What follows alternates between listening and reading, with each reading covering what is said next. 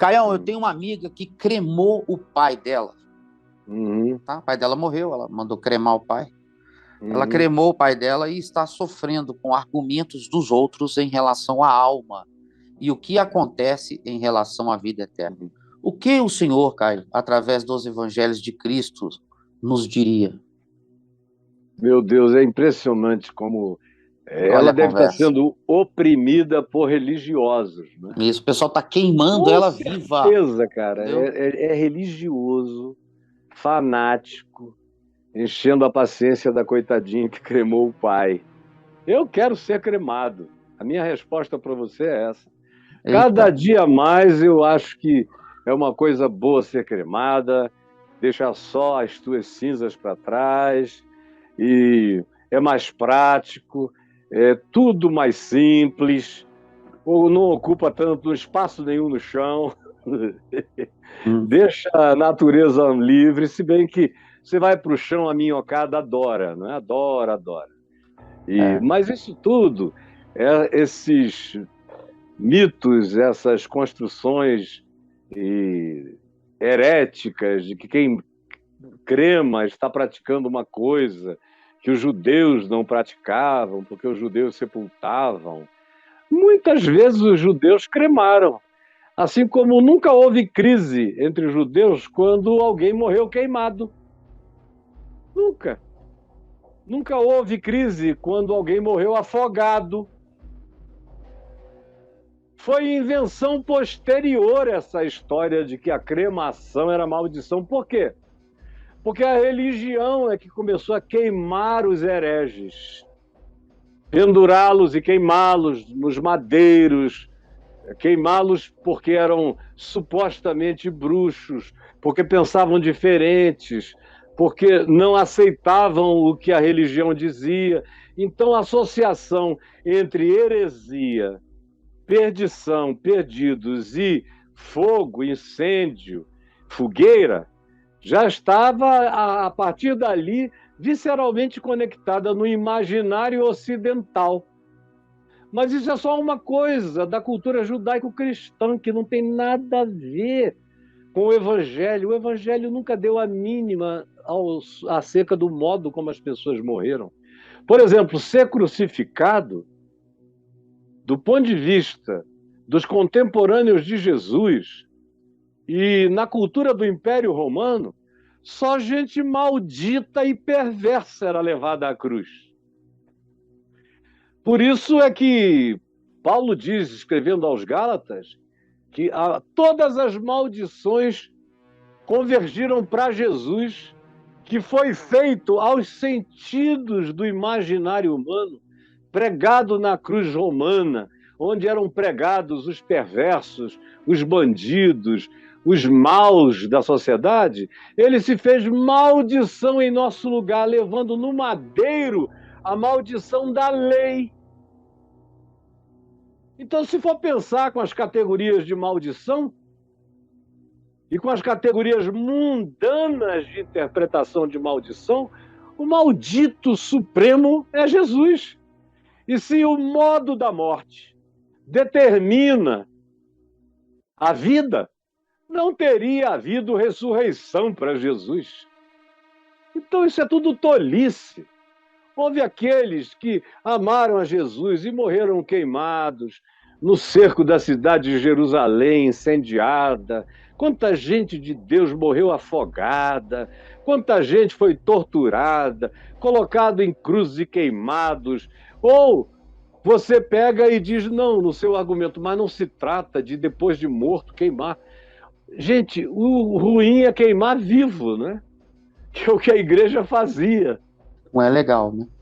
Queimava vivo, cara. Morto. Tanto faz se o fogo lambe, se a minhoca come, ou se os peixes engolem no mar, no rio, na água. O corpo que vai ressuscitar não é esse corpo aqui. Esse aqui vai ser alimento de vermes, se for enterrado. Ou vai virar carbono, se for queimado. Vai voltar às origens primais, de onde veio. O meu corpo ressuscitado não será de carne. Ele será de uma energia que pode ser vista, pode ser apalpada, pode fazer ingestão de alimentos conforme o corpo da ressurreição de Jesus, que não era feito de carne, que não era feito de sangue, era material, no sentido imediato da observação. Pega, toca. Ele chega a dizer em Lucas, porque o espírito não tem carne nem sangue como vedes que eu tenho, mas não significava que se você furasse ali ia ficar pingando sangue, ou que 3 dias depois, 2 dias e meio depois, ele ainda estava cheio de machucados para todo lado. Oh, não toca aqui direito não, porque a minha carne ainda não sarou, não fechou. Não, é um corpo de outra natureza. É corpo. Ele ressuscitou no corpo, mas ele não ressuscitou na carne. A carne foi transformada. A carne, que é corruptível, não conheceu corrupção, o corpo de Cristo, porque foi transformado num corpo celestial, como Paulo diz, escrevendo em 1 Coríntios. Quando ele diz, semeia-se corpo natural, ressuscita-se corpo espiritual. E ele diz, existem diferenças entre carnes e carnes. Uma é a carne dos mamíferos, outra é a carne das aves, outra é a carne dos peixes. São muitas carnes no mundo, por isso a gente diz carne vermelha, carne branca, carne isso, carne aquilo. Até no mundo das materialidades orgânicas e biológicas. Aí ele dá um passo para além dessa ilustração e diz, na ressurreição, nós não vamos ressuscitar com as carnes e os corpos que nós fomos. Nós teremos novos corpos, que carregarão a equivalência, porém glorificada dos nossos seres, como aconteceu com Jesus. Ele era reconhecível como Jesus que tinha andado com os discípulos 3 anos e meio. Mas, ao mesmo tempo, você vê em Lucas, no caminho para Emaús, de Jerusalém para Emaús, com Jesus já ressuscitado, você lê lá no capítulo 21, que eles estavam andando, e os discípulos, Cleopas e o outro discípulo, olharam para Jesus e achavam que tinham uma coisa familiar. Mas eles não conseguiam saber o que era. E andaram 13, 15, 17 quilômetros com Jesus, conversando, com aquela familiaridade que eles não conseguiam pontuar e designar. Até que entraram na casa, constrangeram Jesus a ficar, já era pôr do sol, a noite chegava, e quando Jesus partiu o pão e deu graças, os olhos deles se abriram, e eles viram que era Jesus ressuscitado, sem as contingências do espaço-tempo, sem as marcas do sol, sem toda a carga de causticância dos calores, sem os calos do carpinteiro, sem os pés grossos das centenas e centenas e centenas de quilômetros de pedra nos pés, de chão tosco e de tudo que ele viveu, como ele viveu, totalmente transformoseado na beleza da glória da ressurreição, que tinha a fisicalidade a ponto dele comer e beber, e tinha a celestialidade que não conhecia as limitações do espaço-tempo e atravessava paredes. Eu serei assim, sepultado, afogado ou cremado. Tanto faz. O que passar disso é engano, é mentira, é tentativa ignorante de uma quantidade enorme de ignorâncias de pessoas ignorantíssimas. Que se você chamá-las para conversarem comigo, elas não vão falar nada, elas não vão ter nem vontade de começar o argumento com vergonha. Fazem isso com a tua amiga lá, que não sabe dizer nada, fica só impressionada, apavorada, não tem o que responder. A eles, olha, castigam perversamente. Perversamente. E quando uma pessoa morre, porque caiu dentro de um caldeirão de ácido, não sobrou nem o osso, o que aconteceu? Ela foi para o nihilo, para o nada, nada, nada, se perdeu? Parece até que Deus precisa de carne e sangue para fazer alguma coisa. Jesus disse, quando mandou lá em João 6, Ele disse: comam a minha carne, bebam o meu sangue para vocês terem parte comigo.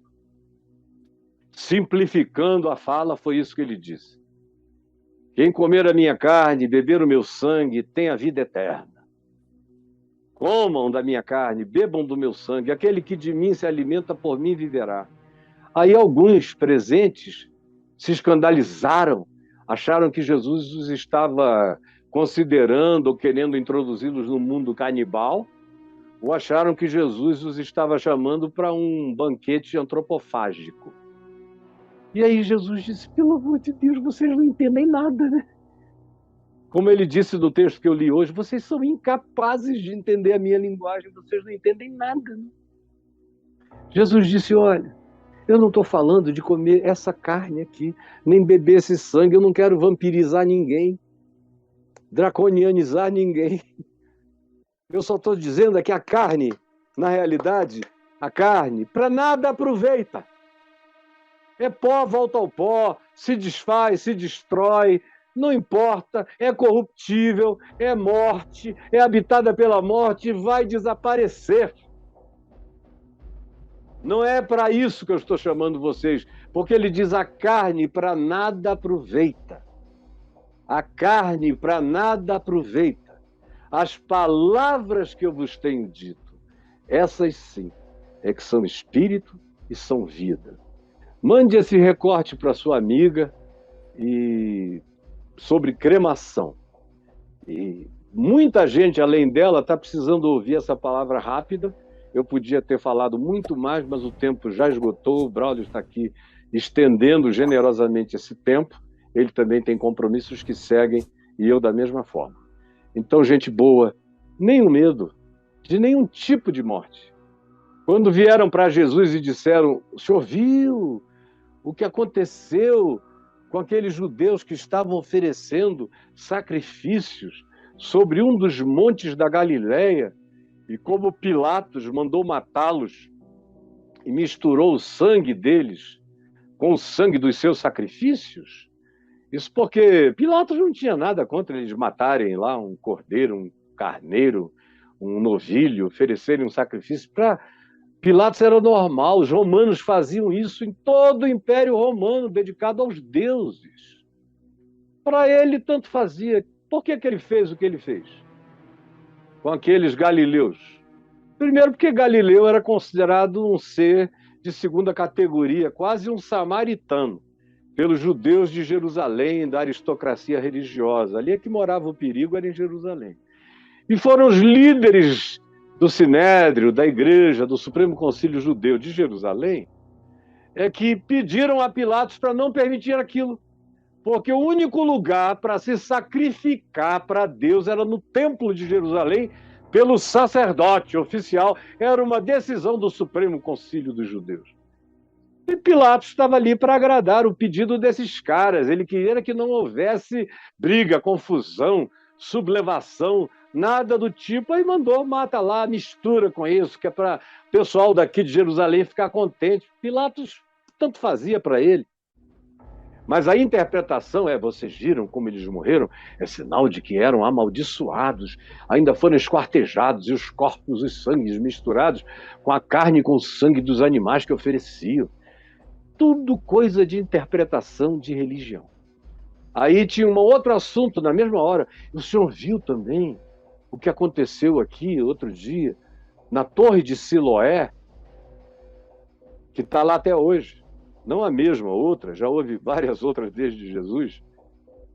O Poço de Siloé, e como 18 pessoas estavam subindo a escada espiral da torre, e que estava ainda, quem sabe, mal construída, ou tinha entrado num ponto de tendência ao tombamento por alguma razão, e a torre caiu sobre eles e morreram todos naquela catástrofe. O senhor viu? Aí Jesus sacou qual era deles e disse: olha, vocês estão pensando que o modo da morte, e eu estenderia com toda a liberdade que eu tenho em Cristo, o modo da morte, porque o modo da morte é mais importante do que o modo do sepultamento, porque o modo da morte tirou a vida. Agora, o que se faz com o corpo morto já é absolutamente secundário, terciário, sem importância.